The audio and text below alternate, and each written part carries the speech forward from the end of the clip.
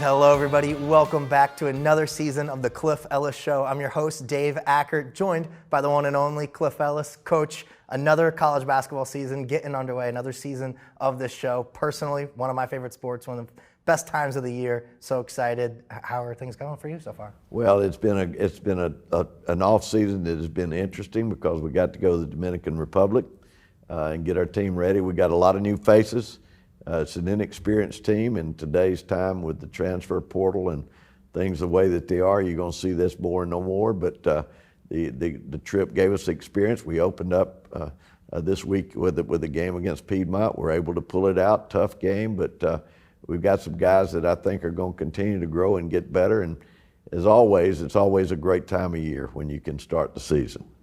You kind of touched on it, Coach. One of the things I wanted to talk to you about was this off season. One of the longest when it comes to sports, college basketball is. What is this process like, getting all these new guys? You get to do that international trip, kind of maybe behind the scenes. I mean, just getting these guys to gel together the first couple weeks. Well, the transfer portal has changed the game because players can just go and come, and it just becomes like the NBA draft. I mean, it's crazy. We've got 9 or 10 new players, and I think we got 4 guys that are back, and you're constantly trying to revamp your team and trying to get them prepared and get through the things that are in the system defensively and offensively. Takes time. So you need that time. You do get 8 hours in the summertime to do some work, 4 hours on the court, and we're able to get 10 practices for the Dominican Republic, which helps, and we got 2 games over there. But now we've gone through preseason practice. It's time for the real deal, and we got our first game behind us, and then we really got some tests with this Myrtle Beach Invitational that's coming up next week. Yeah, we're going to preview all those in a minute and obviously talk about that game last night because it was an absolute thriller, a way to start the season. But one thing, I almost wanted to start the show with this, but I know you don't like talking about it. But the winningest active head coach in college basketball right now, over this offseason, that kind of came to fruition. What does that mean for you? I know you credit the players. Obviously, it's a team sport. But just for you personally, what does that mean?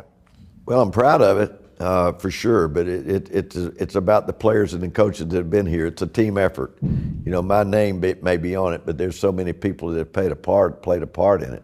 I'm just glad to have been on that ride. And at Coastal, this has been the longest journey that I've had. I spent 10 at Clemson, 10 at Auburn, 9 at South Alabama, 3 at Cumberland, although those are not Division I games.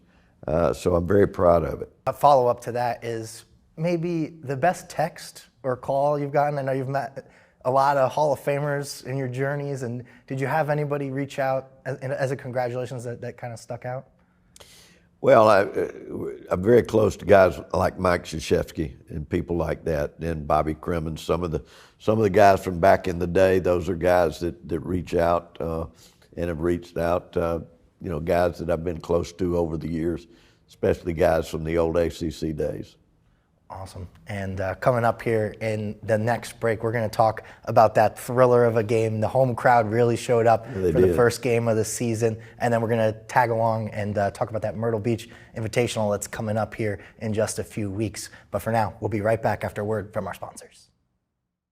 The Cliff Ellis Show is sponsored by HTC, Logan Steakhouse, United Bank, Beach Realty, Waccamaw Land and Timber, A&I Fire Restoration, Great Southern Wood, and Britton Law Firm.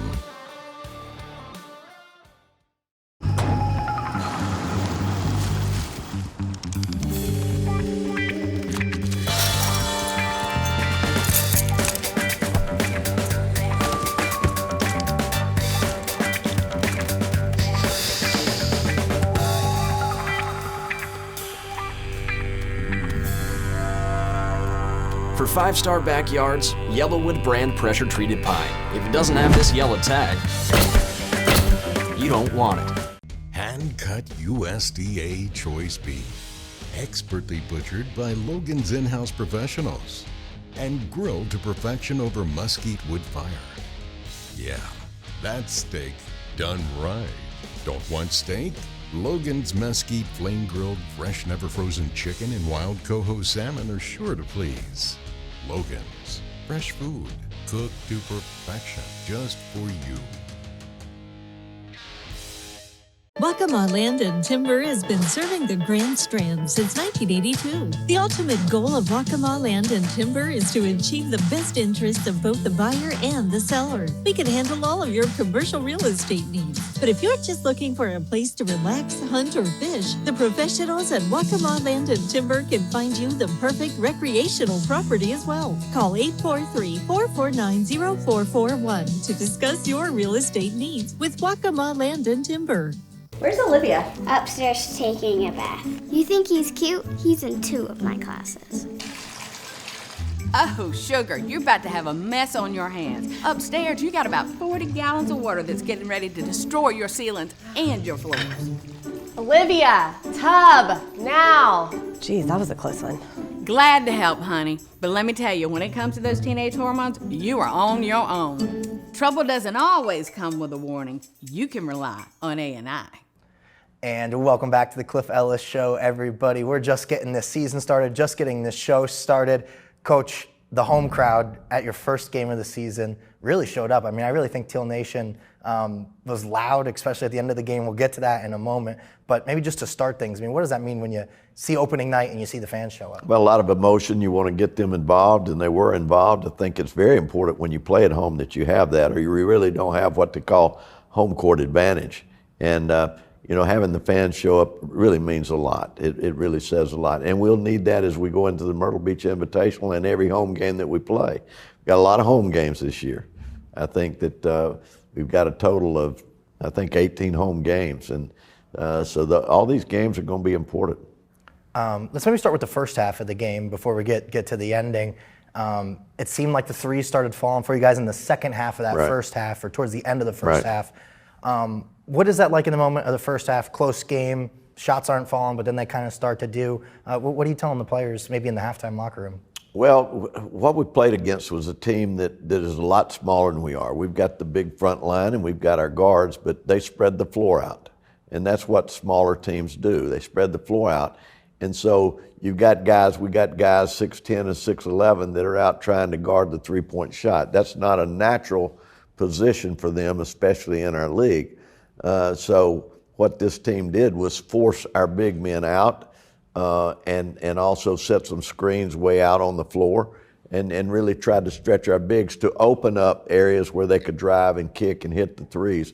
And I thought that their three-point shooting and foul shooting, as opposed to our three-point shooting and foul shooting, were a big key. Now, we had a big advantage in the boards. I think we have rebounded about 20-something, and that's the only reason we won the game because they did a great job. They were well-schooled. They were loose, and when the three ball is going down like it was, and you're playing chase with your big guys, it's tough, and you got to give them credit. And then kind of the last, I guess I was speaking to someone after the game. From the outside looking in, it seemed like, you win a game. It's always good to win, but it almost seems like you could learn lessons from that game. No doubt. As if you lost. That's almost like a double win there. That's what I told our team. I said, everybody was expecting a 20-point win. That did not happen. The good thing is we won the game, and we had to play a close game. And statistics show that 18 out of 30 games that you play are going to be determined in the last 4 minutes. Well, so we got that. We got that preparation. I think that preparation is going to be good for the Myrtle Beach Invitational. Not the way we designed it, but as it turned out, there's great lessons to learn from there. I think that we've got to learn to dig in harder on defense. We've got to understand the three-point shot. We've got to understand how important box outs are, because even though we out-rebounded them, when you play a three-point shooting team, there's going to be a lot of long rebounds that come off. And so your big guys may be 10 or 12 feet out, away boxing out, as opposed to playing a conference team where they're going to be in 5 or 6 feet around the basket. So, there's an adjustment there. Plus, we've got new players. We're an inexperienced team. And that team last night, or the other night that we played, they had 4 guys that had played significant minutes that had started at some point in time, and that experience paid off. I know their guards, Jolly and Reardon, those guys have been around for a while. And then when it comes to, you mentioned the Myrtle Beach Invitational coming up, maybe your longest stretch without a game now. So you got to start the season and now you have a long break. Yeah, you get to look at what you did, and hey, we can go work on that. And at the same point in time, we've got 3 games coming up in the Myrtle Beach Invitational, and we've got to prepare the team. We know who we're going to play the first 2 games. We don't know the 3rd game. We're going to play Wichita State in the opener, and then it's either going to be Furman or Liberty in the 2nd game. And all those teams are rated very high. It's going to be strong ball games, and we know that we can prepare for them. The 3rd game, we don't know. That's the other bracket, could be anybody, and it's great brackets. On the other side, you've got College of Charleston, who is a top 25 team. You got Wyoming, you got Vermont, you got St. Louis.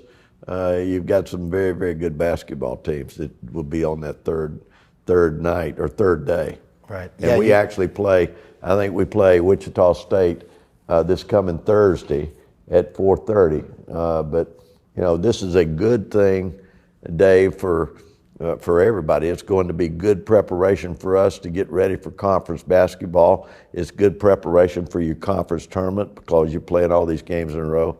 The economic impact that it makes on our community is unbelievable. You got 8 teams, 7 of them come in, and they're going to be in hotels. They're going to be buying food. They're going to be buying all the things that you want.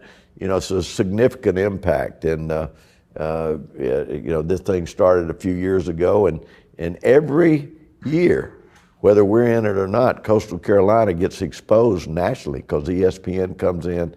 They film this. This is a big event, and we're very proud that we were able to start that, and then followed that up with the Myrtle Beach Football Bowl. That the impression that was made from the Myrtle Beach Invitational by ESPN, they wanted to have a bowl here. So now we have the Myrtle Beach Invitational, and now we have the Myrtle Beach Football Bowl.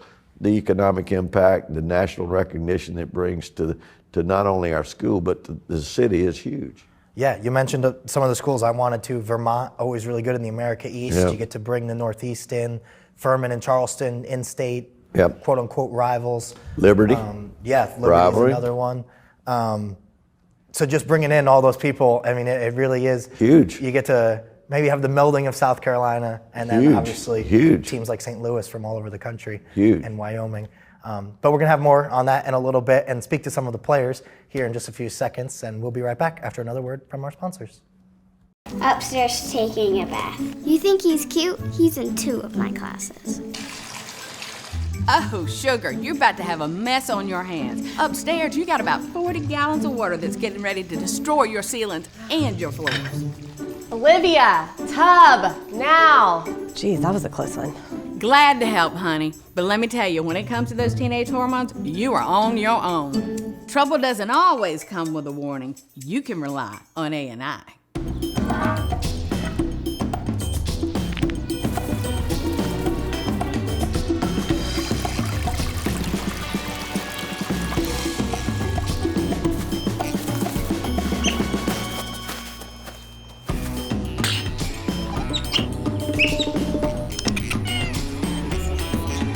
For 5-star backyards, Yellowwood brand pressure-treated pine. If it doesn't have this yellow tag, you don't want it.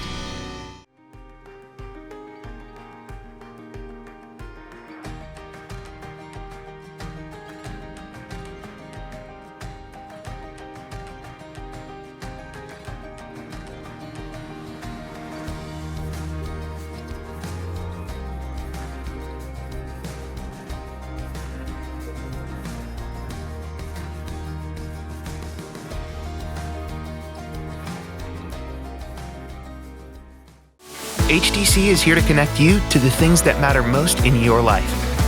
With the area's largest fiber optic network, HDC is here with the fastest speeds to help power your day. Do a little multitasking. Keep the peace. All to help your day run smoother than ever before. See how HDC is here to connect you to your world. And take advantage of these great offers today.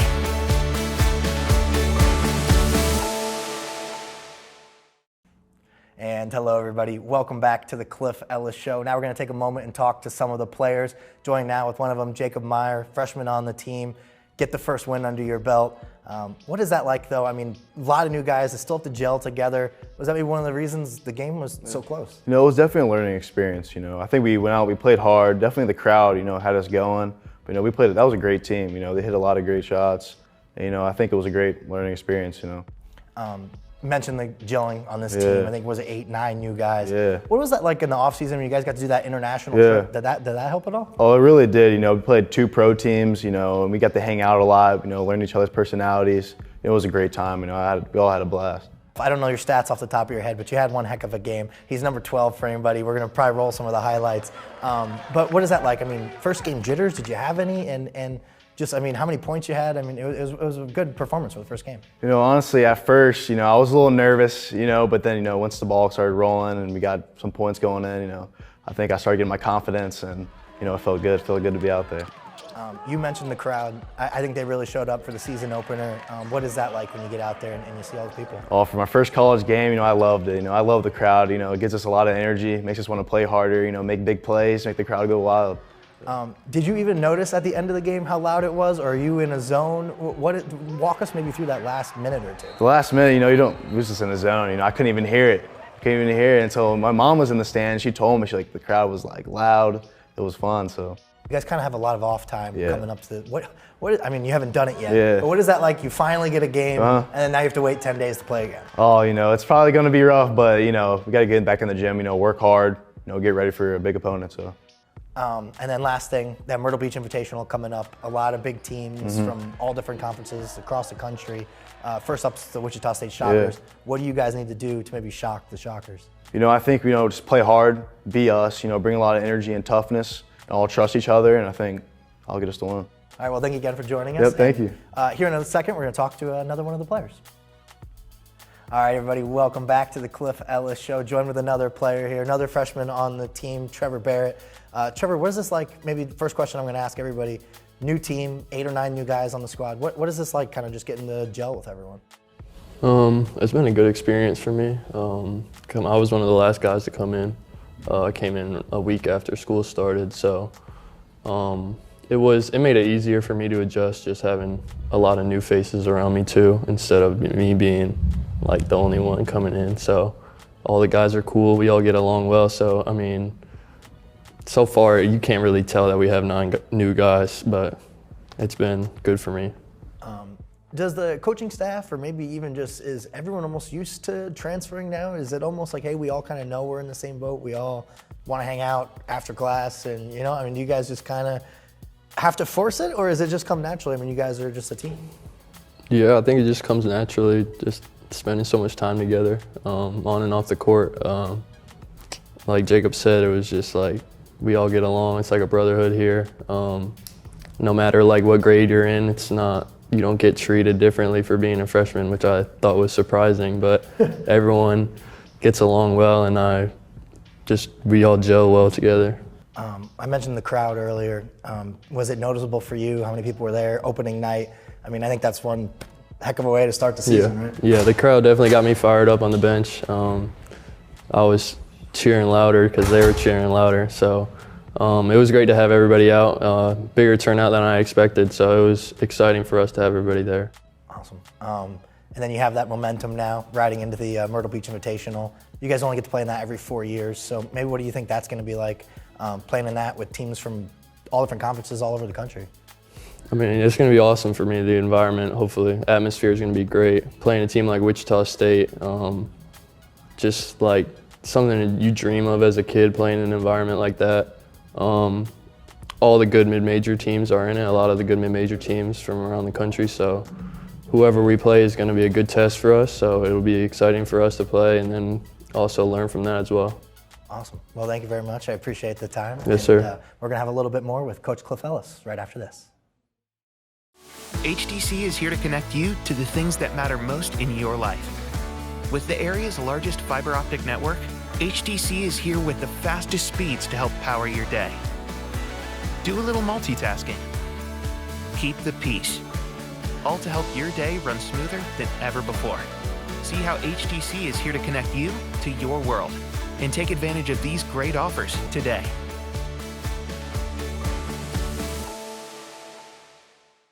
Another trial, another battle. Where's your strength? Tenacity. What's your history? Fighting for my clients in court. But what sustains me now is working with three of the finest individuals I've ever known. My family. There's power in family. Power for our clients. Fighting for your rights is my family's business. Britain Law. Hand-cut USDA choice beef, expertly butchered by Logan's in-house professionals and grilled to perfection over mesquite wood fire. Yeah, that's steak done right. Don't want steak? Logan's mesquite flame-grilled, fresh, never-frozen chicken and wild coho salmon are sure to please.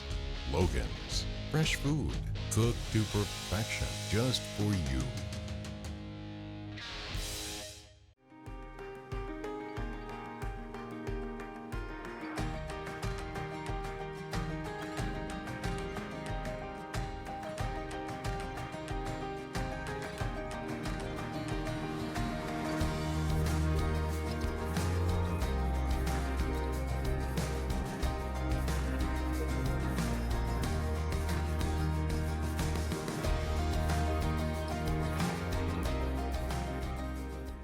The Cliff Ellis Show is sponsored by Britain Law Firm,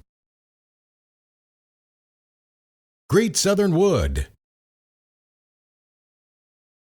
Waccamaw Land and Timber, Logan Steakhouse, Beach Realty, A&I Fire Restoration, United Bank, HTC. And hello, everybody. Welcome back to the Cliff Ellis Show. Coach, before we kind of wrap things up, I wanted to talk about this first week of college basketball and how you guys got the win at home. Some teams, we see this every year on opening night. VCU, I think, lost one at home. Michigan State lost to in-conference rival for you guys and James Madison. I believe they were picked to win the Sun Belt this year, knocking off a top 5 team. What does that say about the Sun Belt and really college basketball? Good for the league. It's good for the league because in this day and time, it gets harder with the NIL that these schools have, like Michigan State, but it also shows it's not impossible. But it also shows that it's difficult to do that in this day and time because whoever has the money it should be in a position to win. You know, there was a time we were beating the Clemsons and the South Carolinas and the, Utahs and the Auburns and people like that. And it's gotten harder and harder because now NIL, I know we have very little NIL support. And the schools that we will play that are going to have some. And the Power Fives are going to have all of it. So it's something you have to deal with. But for James Madison to pull that off, it shows it's not impossible. And what a great win for Mark and his program, and what a great win for the league. It kind of puts the league in the national spotlight. There's no doubt about that. They'll be ranked. I was going to say, I would think they'll maybe creep in the top 25. Absolutely. How can you not? If that's the number 4 team and you go in there and beat them, then they should be number 3. Right. They won't get that. They'll be 22 or 23. Right. Power Fives are going to win. And Power Fives are trying to take over. And I'll just talk about that a little. For example, now the NIT, which took all the regular season champions from every league, is now taking that away, where they don't have to give it. For example, if James Madison were to win the regular season and lose the conference tournament, the NIT doesn't have to take them. That's just another slap in the face to mid-majors and what we're fighting in today's time.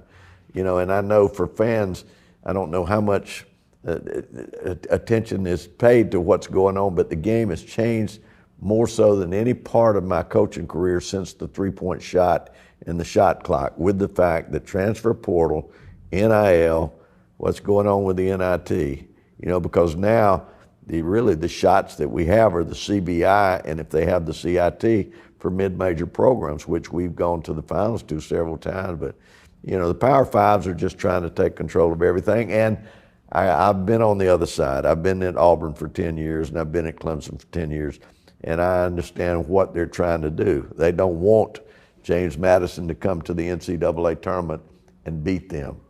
They don't want that. They want to lose to the people that have a name. So it's just a different time and a difficult time and a transition time for college basketball. But we've got good players, we got good people, we graduate our people. We're going to try to make this transition, adjust to it as best you can when all these collectives are just beating you to death from the opponents. I'm glad you brought that up, because with the NIT, it almost seemed like it was a reaction to, there's Fox rumors that a new Fox tournament is going to be in the postseason. I know none of that's official yet. So we're going to have to do something, because people are not going to be able to see the Butlers or the George Masons or the Florida Atlantics getting to the Final Four unless they can just win their conference tournament and just make a run all the way. But there's so many good teams that deserve to be in it.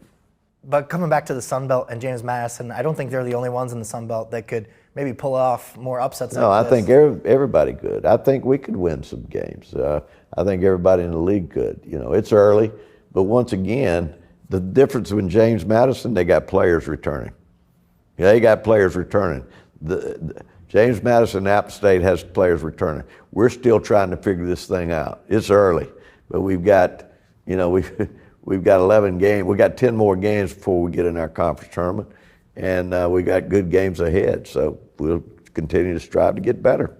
Speaking of those good games ahead, kind of on the lucky side for the fan base, at least for Teal Nation, a lot of the games at home in your non-conference. Yep. How does that help you guys? When we mentioned the home court advantage, but just preparing for... Well, an inexperienced team, I think, needs to get at home, figure out, make some mistakes at the same point in time, make yourself better. And, a lot of in-state people that we're playing, we've got Winthrop, we've got Wofford, South Carolina upstate. South Carolina and Clemson not going to play us anymore.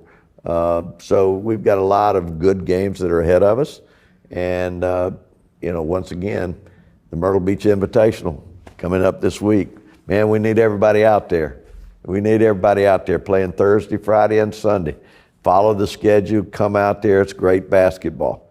Yeah, for those who maybe were watching, we especially want the fans to come out, because the college kids might not be around that Thanksgiving weekend. Exactly. So we definitely need all the fans to show up for that. No doubt. And should make for a great tournament. I'm really excited. It is a loaded field this year once again. We see that almost every year. You mentioned on ESPN. But that's going to do it for us this week, Coach. I look forward to talking to you. Absolutely. We're going to have another episode coming up in December, and then we really kick things off every week after the new year. And I can't wait for it, and we'll see how the season's going by then. Yeah, go Shants. Go Shants. All right, thank you everybody for tuning in, and we'll see you next time.